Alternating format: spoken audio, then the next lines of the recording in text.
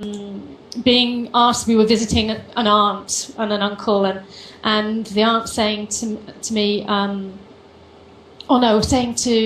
saying, oh yeah, well, Helen must be, how old is Helen now? 11, isn't she? And I was mortified to think that she thought I was 11 when I was 13.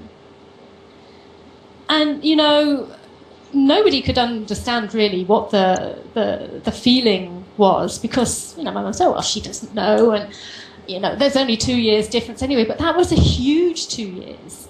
And from that day, I had the belief that actually people didn't take me seriously. Mm. People didn't see me for what I was. They thought I was something else, and I was younger. And I didn't have the experience. And I took that with me for a very, very, very long time. And it's probably in the last sort of few years that I've actually managed to work on that. And probably still have some work to do on it, but, you know, it's ongoing. But yeah, that was a very strong one for me. Very strong one. Right, right. And it never goes away.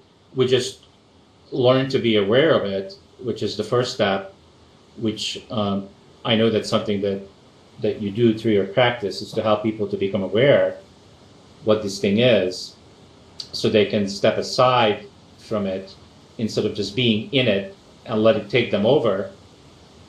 And so first I have to be able to witness this thing, and then second, learn how to manage it. And it is manageable.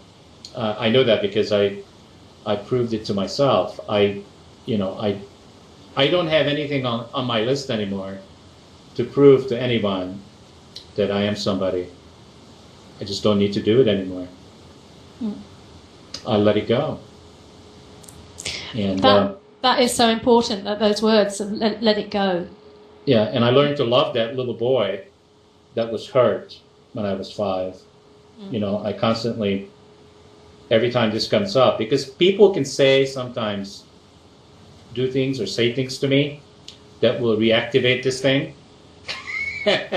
but I know when that's happening, and then I have to remind myself to hug that little boy, that everything is okay. And, you know, that hurt that I felt back then, it was only true for that moment in time and space. It wasn't really true for the rest of my life.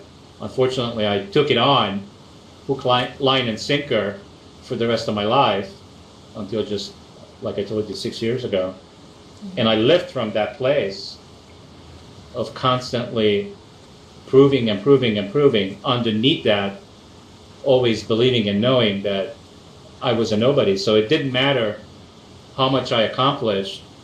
I really never accomplished anything. Yeah.